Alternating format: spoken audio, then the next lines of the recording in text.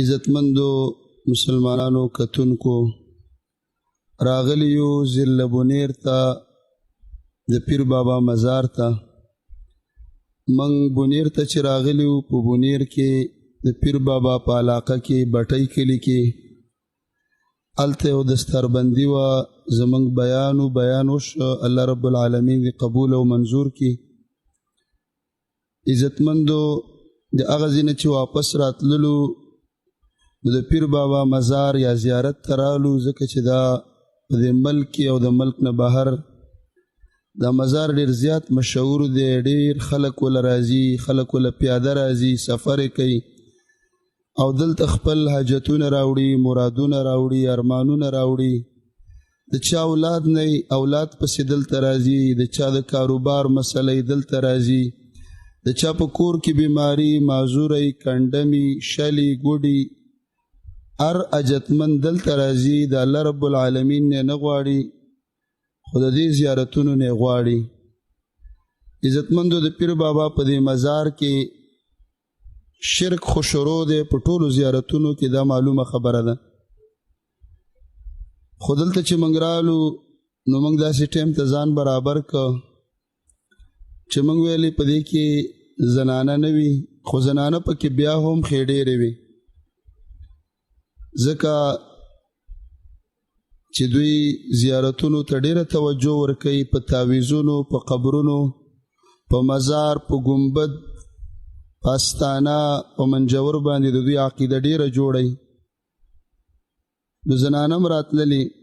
دلته یو دوه ضروري خبرې موږ ولیدلې او هغه خبرې د عبرت خبرې دي. اولنۍ خبره هغه دا ده چې دلته د دې قبر خپو طرف ته دا بکسه لګېدلې ده د پیر بابا صاحب کا شکرانه، او په دې لیکلي دي چې نذرانه شکرانه په دې بکس کې واچوئ. خو تاسو وګورئ دې ته، دې بکسې ته دوه تالې لګېدلې دي. عامو بکسونو ته، دروازو ته، الماریو ته خلک یوه تاله لګوي، دې ته دوه لګېدلې دي ځکه پیسې پکې دي. عزتمندو د دې تالو نه، د دې قلفونو نه، د دې جرندو نه عبرت والو. هغه زیارت چې خلک دله راځي، نارینه او زنانه، او خپل حاجتونه او مرادونه ورته پیش کوي او د ده نه تمه ساتي، د ده زیارت جارو کوي. وایي موږ د ده لمن نیولې ده، دی به په موږ باندې خیال کوي، دی به په موږ باندې پام ساتي. خو دغه مزار او پیر بابا چې دوه قبرونه دي، پیر بابا دی او د هغه زوی دی، دا دواړه د دې نه عاجزه دي چې خپله د لنګر د شکرانې د چندې بکس نشي ساتلی. که چېرته د ده سره اختیارات وی، واک وی، اتارټي وی، زور وی او داسې کولی شوی لکه د خلکو چې څنګه عقیده ده، نو په کار وه چې دا بکس کولاو پروت وی، چې چاته پیسې وړلې، چې چاته غلا کولې، پیر بابا به کلک پلک نیولې او په دې ځمکه به خښولې چې چېرته ځي، دا پیسې چېرته وړې زمانه. عزتمندو وګورئ، دې تالو ته وګورئ، یوې په ځای ورته دوه اچولي دي. نو دا د عبرت خبره ده. ده باندې د خلکو عقیده ده چې دی به زموږ مال ساتي، خو چون کې دی خپل ځان نشي ساتلی. په ده باندې دا مزار، دا ګمبد دا خلکو جوړ کړي دي. دوی چې مړو خلکو قبر له راوړي دي، دوی چې وفات شو خلکو غسل ورکړی دی. نو عزتمندو د دې بکس نه عبرت واخلو چې موږ په هغه چا خپل بچي به ساتو، مالونه پې ساتو، عقیده پې د خلکو جوړه شوې ده چې د هغه د خپو طرف ته د چندې بکس، د شکرانې او د نذرانې او د چندې بکس ته نشي ساتلی. د یوې تالې او جرندې په ځای ورته دوه تالې، دوه جرندې اچولي دي. دلته جانمازونه پراته دي، خلک پکې منځونه کوي. په اتفاق د علماو باندې چې کوم ځای کې قبر وي هلته مونځ نه کېږي. دا تاسو کتلی شئ، جانمازونه دي د قبلې طرف ته اچولي دي، خلک دلته نفل کوي.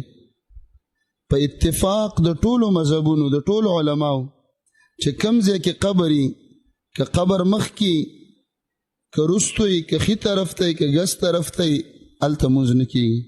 مسلمانان کوم طرف ته لاړل؟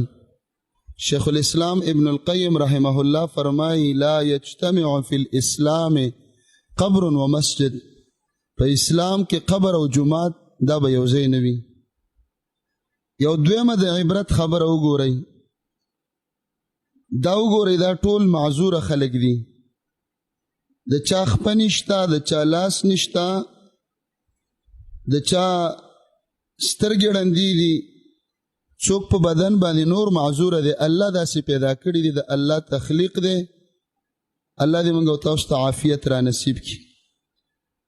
عزتمندو مسلمانانو وګورئ، دا ولی دی دله خلک راځي د دې دپاره چې دی به موږ له شفا راکوي. د څوک د دانو دپاره راشي چې د دانو شفا راکړي، څوک فالج وهلی ګوزن وهلی هغه دې له راشي چې فالج به مې ښه شي، د چا په ګونډو کې درد دی چې درد به مې ښه شي، د چا په ملا کې درد دی دلته راځي چې دا به ښه شي. خو د دې معذورو د دې ګوډانو د دې شلانو نه عبرت والی چې د بابا منجوران دي، د هغه په دروازه کې ناست دي، خلق د لرې ځایونو نه د شفا دپاره راځي، خو پیر بابا د خپلې دروازې ناستو ملنګانو منجورانو ته کنډمو ته معذورو ته شفا نشي ورکولی. بله وګورئ د دې ټولو سره ډبي دي په لاس کې او خیرات غواړي، د پیسو دپاره یې نیولي دي، سوال کوي، خیر غواړي، او خلق دې پیر بابا له راځي د خزانو دپاره چې زه مالداره شم. خلق دلته راځي زانګو کې ماشومان زنګوي د بچو دپاره، کپړو کې لوټي غوټه کوي، کاڼي غوټه کوي د اولاد دپاره. خو د بابا د پیر بابا په دروازه کې ناس ملنګان او ناس معذوره ګوډان او شلان، هغه ناجوړم دي، کنډم هم دي، خدای نشي روغولی، او سوالګر دي، محتاج دي، پیسې د خلکو نه غواړي، خو بابا ورته 1 روپۍ نشي ورکولی، خزانې نشي ورکولی. پیر بابا ته چې خلکو له خزانې ورکوي، دا سوالګر چې ستا د در ملنګان دي او دلته ناست دي او خلکو ته لاس نیولی دی او ډبې نیولي دي چې چانده راکوي، پیسې راکوي، خیر غواړي، محتاج دي، دوی له څه ورکه. نو د دې نه عبرت والو عزتمندو چې د ده په دروازه کې ناس معذوره، ناس شلان هغه د جوړ نه کړل، او دا په تجربه باندې ثابته ده. هر زیارت له چې لاړ شئ وګورئ، پکې به منجوران ګوډي شل بی، کاږه واږه بی، معذوره بی، ړانده بی، لیونی بی، لاړې به را رواني. الله داسې پیدا کړي دي، الله دې موږ او تاسو بچو ساتي. خو دومره ده چې دغه زیارت له خلک راځي د حاجتونو دپاره، مشکلاتو حل کولو دپاره، او بابا د خپلو ملنګانو منجورانو چې 24 غنټې دلته پراته دي د هغوی مشکلات نشي حل کولی. هغوی ړانده دي، بنا نشو، هغوی خپه نشته، خپه ور نه کړی شو، هغه شلان دي، معذوري ختمه نه کړی شو، هغه نور کنډم دي، مات ګوډ دي، خو هغه ښه نشو. زموږ سره د دې علاقې یو ملګری مولانا شعیب صاحب، ما هغه ته وویل چې دلته خو رش ډېر کم دی، خلک نه راځي. هغه ویلې په مخکې کلونو کې 100 میاشتې به دلته رشونه و، میلې به وې، د ګاړو ځایونه به نه و، د خپو کېښوستلو ځای به نه و. خو الحمدلله قرآن او حدیث چې بیان شه، درسونه شروع شو، حق پرستو علماو خلکو ته الله ور وپېژنده، د غوښتلو ځای، د حاجتونو ځای، د نظرونو ځای، د مرادونو د پوره کېدلو ځای چې هغه د الله کورونه او مسجدونه دي، هغه ور وښودل. وایي دلته دا رشونه وخت په وخت په کمیدو دي، او انشاءالله داسې وخت را روان دی چې دا زیارتونه به وي او څوک به نه ورځي، قبرونه به وي خو څوک به یې ترې نه غواړي، مزارات به وي څوک به ورته سجدې نه کوي، قبرونه به وي او څوک به مالګې نه څټي. زما عزتمندو د دې نه عبرت والو، او انشاءالله دا رڼا په خورېدلو ده. دا موږ دې ځای ته راغلي وو، یو څو خبرې د عبرت دا موږ ولیدلې او تاسو سره یو ځای کړې، شریک هم کړې. الله دې امت مسلمه ته د شرک نه، د کفر نه، د بدعاتو رسمونو نه نجات ور نصیب کی، او امت مسلمه دی رب العالمین د قرآن او د سنت په صحیح لاره باندې روان کی